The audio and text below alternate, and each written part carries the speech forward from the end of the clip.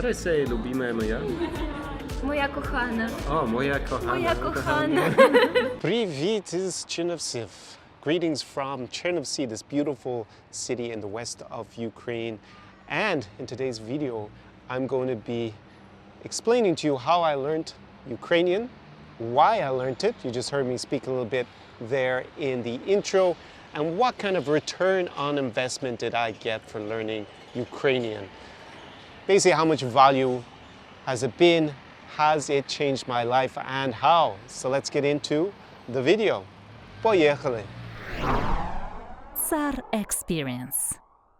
So the Ukrainian language, it is an East Slavic language in the same family loosely as Russian, Polish, Belarusian. So, I have another video where I compare a little bit those four languages. I'll link it up above in the card down below in the description. Basically, Ukrainian tends to be more similar in terms of vocabulary to Belarusian and Polish than it does to Russian. It uses the Cyrillic alphabet, so don't be scared of that. That actually just takes, 20 hours to learn how to use a maximum. You're going to be using that all the time. So actually, a lot of people, at least a lot of guys, they tell me that they're kind of scared of the Cyrillic alphabet, but really you'll learn that pretty quickly. That's not the hard part about learning Ukrainian. Now, I have a lot of experience with learning languages. I speak over 10 of them. Yes, 10. I'm what's known as a polyglot. That's just a fancy word for someone who speaks lots of languages.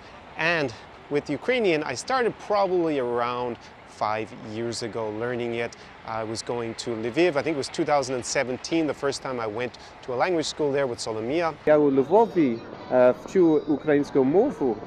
Це мій викладач Соломія. Then in 2018 and 2019, I made some vlogs from Lviv where I was learning Ukrainian, and I'll link those again up on cards down below if you want to go and check those out. Check our school out for learning Ukrainian. And I supplemented that with using private tuition. I have a video about italki as well. I'll actually link a playlist with all these reviews of products and services for learning languages. Since I have this experience with learning so many of them, you can get my tips and tricks how to learn languages faster. I'll also link a free language course, just a general one. If you don't have the experience in learning languages, you can tap into my obsessive endeavors with learning languages, since there's over 10 of them. And all that's down below. You can just go and sign up for that. It's completely free. But basically, I supplemented my language learning in the classroom with private tuition. I got a tutor that I found on italki, and I've been doing that, maybe about half an hour classes twice a week, slowly over the last couple of years to build it up. Remember that I actually also do speak Russian at maybe B2, C1 level, so reasonably high, and that helped me learn Ukrainian quicker because I have experience with learning a cognate language, a Simmer-ish kind of language, so obviously that made it a bit easier, especially with the grammar. If you don't speak another Slavic language that's similar, then probably it's going to take you somewhere between 2 and 4 years, we'll say. So sweet spot is normally around 3 years to learn it to fluency. Now, does that mean that you won't get any value before you speak it fluently? Like, do you have to wait 2 or 3 years to get any value? Absolutely not. Just with basic Ukrainian, something you can learn in, say, 6 months of studying, you will go from zero to maybe not quite hero, but you will be able to communicate, speak in restaurants, do all that basic stuff as you go around, maybe here in a city like Chernovtsi, Kyiv, Lviv, another city in Ukraine, and that will give you a massive boost to your experience. And that's basically my next point, is what is the value in learning Ukrainian? Now, obviously, it's the official language of Ukraine. It has probably a little bit over 40 million speakers of it, if we count people who are from Ukraine living here, or the diasporas, because obviously Ukraine has quite large diasporas. It has historic ones in places like Canada, in the US. Also, I found one in a small village in Brazil, a small town in Brazil called Prudentopolis, but that's not a very big place. But now with the Russo-Ukrainian war, there are obviously enormous Ukrainian diasporas across the European Union and also in other parts of, we'll say, the West, so the US and Canada, maybe Australia and New Zealand. A lot of Ukrainians have gone there. Also, probably a good few in Turkey. You always find Ukrainians hanging out in Bali, for example, in glamorous places like that as well, Dubai. So it has a large number of people that you can speak to. You think there's over 40 million of them. And if you are coming here to Ukraine, either on a trip, obviously you need to be careful and plan it accordingly. As I'm shooting this, it's obviously an Indian summer, even though we're autumn, beautiful weather, but with the Russo-Ukrainian war, it is not obviously completely safe to be here. You do need to be cognizant of the risk as we face periodic Russian rocket attacks here, so don't be cavalier with your own safety. But if you are here, because there are a growing number of guys who are either my former clients who are starting to come back, or guys who are here volunteering and helping Ukraine through this difficult period, then speaking Ukrainian will be a game changer, because in the past a lot of people would learn Russian for living in, say, Kiev or Odessa, and even before the February 24th, 2022 invasion of Ukraine by Russia, I had a feeling in Kiev, a sense that the things had changed a little bit in terms of the status of Ukrainian. It was, if you went to the trendier cafes and restaurants, actually most people were speaking in Ukrainian, not in Russian already. It's like the status of the languages had flipped, definitely in the capital Kiev, and it was always the main language, say here or in Lviv, at least since Ukrainian independence in 1991.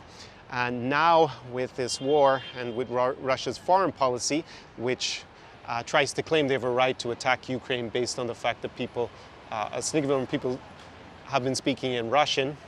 As you can imagine, most people are less inclined to want to speak Russian. I'm seeing that more and more, especially people who are bilingual, that now they choose Ukrainian over Russian as the main language. So if you are coming here going forward, it seems clear that learning Ukrainian instead of Russian is going to be a lot more useful for you, and it's definitely going to endear you a lot more with the locals than if you show up here and you speak in Russian, or if you try to speak in English, because the level of English here is not extremely high in Ukraine in general. It's kind of ranked somewhere around the 4th level out of 5 by Education First. So it is improving, especially amongst the young people, but if you're going to be spending a lot of time here, Ukrainian is going to be invaluable to you. It's going to give you not just the ability to communicate, it's also going to give you higher credibility, and especially in this period, this very difficult period for Ukraine, having been attacked unprovoked, and Russia attempting a genocide here, then speaking Ukrainian obviously will endear you very strongly to the people that you're supporting them in a sense, not just by being here, but also by learning Ukrainian. Nelson Mandela once quipped that you can speak to a man in a language that he understands and you'll speak to his brain, but if you speak to him in his native tongue, then you will speak to his heart. Probably paraphrasing that a little bit, but that was the sense of what he was getting at. So definitely it will make a big difference on a trip here to Ukraine. Also, if you are maybe, like I have been with clients, spending a lot of time in, say, Warsaw, Poland, where there is an enormous Ukrainian diaspora now, and you will probably bump into lots of Ukrainians. There was even kind of like little Kyiv, we'll call, in the center of Warsaw, where there are restaurants, bars, nightclubs even, which are predominantly appealing to Ukrainians. Then if you can speak in Ukrainian, it's also going to allow you to connect those people better.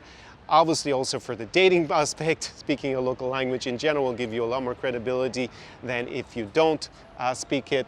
And I have a little bit of anecdotal feedback because I have been in Warsaw and in Riga recently with clients who could speak Russian, and that was advantageous with speaking to people, say, from Belarus, girls from Belarus, because most of them speak Russian, they don't speak Belarusian, very few of them do. But with one of my clients who's actually a native Russian speaker because his parents were born in Moldova, he was trying to hit on some Ukrainian girls and use Russian, think he would go down well, but these Ukrainian girls were like not so impressed. They were like, yeah, either speak to me in English or speak to me in Ukrainian. So anyways, he called over your Irish boy here to mollify them and pacify the situation. So I spoke in Ukrainian. Of course, then they were super keen and interested. What is going on here? There is an Irish guy who speaks Ukrainian. That is super cool. So that is kind of the reaction you're going to get if you do that. Also, I was up in Kyiv with a consulting client, and he does speak some Russian. And we're out at a bar just after we had looked at some commercial property that he's interested in. And when we're in the bar, I noticed like I spoke in Ukrainian to everybody, and not once all evening did anyone try to speak to me in English or speak to me in Russian. People were super, super impressed that obviously in this particular time as well, that a foreigner was speaking to them in Ukrainian. And my client can speak some Russian, but he didn't get really a great reaction, I would say. When we were there from the local lasses, when he was speaking in Russian, a lot of them replied in English. And that's just what I want to emphasize, that the status of Russian, in particular because of this war, it had been declining anyways in Ukraine since 2014 with the first invasions of Crimea and of Donbass, but definitely now with this massive full-blown invasion, an attempt to end Ukrainian identity as being separate from Russia and the Russian Empire. It was particularly advantageous to speak Ukrainian, and the status has flipped of those languages. It is cooler to speak Ukrainian and speak Russian nowadays in particular. So if you're interested in either meeting Ukrainian women in the diasporas or in coming here and hanging out in Ukraine, then, or maybe even the future moving here in spite of the current war, then really you must learn Ukrainian first, and maybe you can consider Russian at another stage, but it's really not going to be the language to learn anymore for trips in this region. That is just the current situation. So right there you can see a university building that is dubbed the Hogwarts University. It is the University of Chernivtsi. Quite interesting and unique architecture. I featured it in a previous vlog that I made here in the city. I'll link that up above on a card, down below in the description. If you haven't seen it, go check it out. Really is an interesting place to come and visit. And of course, practice your Ukrainian that you will have been learning following this video. And in summary, has it changed my life and how learning Ukrainian? Well, obviously I've had a litany of experiences I wouldn't have had if I hadn't learned Ukrainian. And probably the most important one is the fact that I have a long-term girlfriend who is a native Ukrainian speaker. So, gdzie ми сьогодні, Анжела? В Варшаві, в Польщі. У Варшаві. Це твій перший раз тут? Так, це перший раз мій от у Варшаві. Ну, зовсім в Польщі. Перший раз. Добре. І що ти думаєш? Ну, мені подобається, особливо історичний центр. Він трішки схожий з нашим Львовом, з нашим Львів, коханим Львовом. Love knows no boundaries or knows no borders, but it probably does have a linguistic border if you can't communicate at all. So definitely, yeah, learning the local language going to help your love life for sure. So currently, I'm unfortunately still not bringing clients to Ukraine. Hopefully, fingers crossed, sometime in the future that will be possible again. And for the last year, I have been bringing my clients to some other countries in the region, and one of them you can use Ukrainian, that is Poland and Warsaw.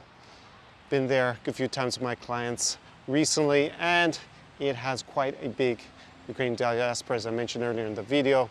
So there, I have spoken quite a bit in Ukrainian. So maybe an alternative for the moment is Warsaw, if you're not willing to come to Ukraine. I realize it's not for everybody with the current situation. And the other three places that I have been bringing my clients are Chisinau, the capital of Moldova, Riga, the capital of Latvia, and Almaty, the Almighty, over in Kazakhstan. Now, in addition to working with my clients about learning the local language, wherever that happens to be, normally my clients are planning to spend a good bit of time in the region. They're single guys, also interested quite clearly in dating the beautiful local ladies across the region and in that specific country that we go to.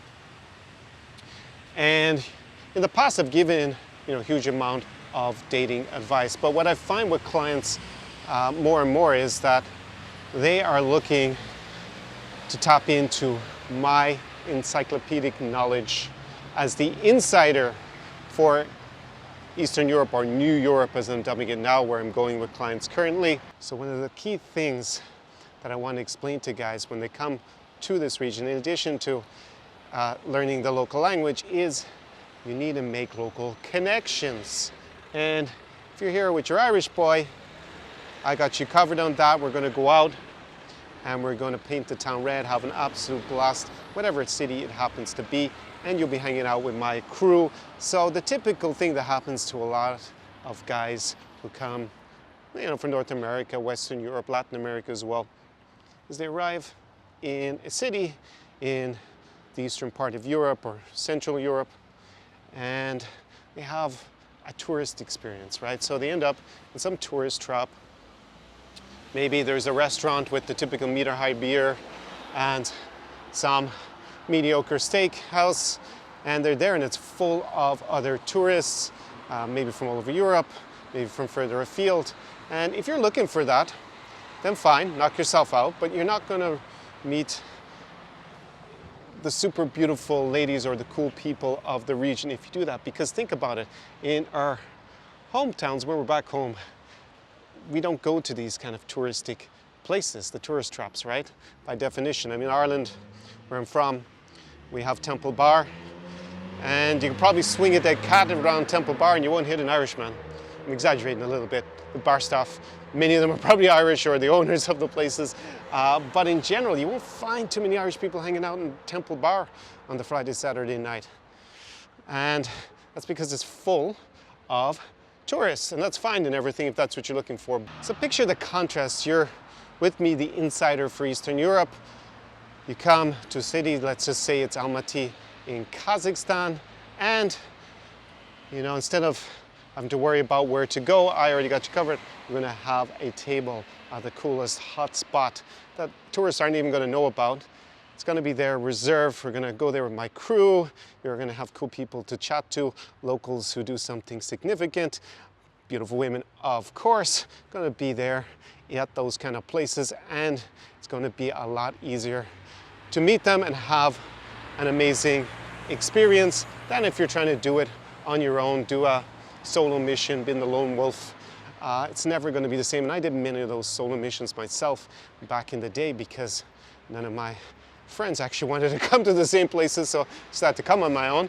That was character building, but was not optimal at all when I look back at it. So that's why I've sought with the Zara experience to create having that cool local crew that you can kind of hang out with when you come here. And of course, we're going to be at the places with the uber beautiful, the super hotties, and those girls do not go to the touristic places in general. So just picture that kind of experience versus what is the typical tourist experience, and you'll get an idea of what a weekend on the Zara experience is going to be all about. The other thing that I am helping my clients with more and more is developing out their social media, basically Instagram, and we will get some pretty sweet snapshots of you that you can use for that when you're here on the Zara experience.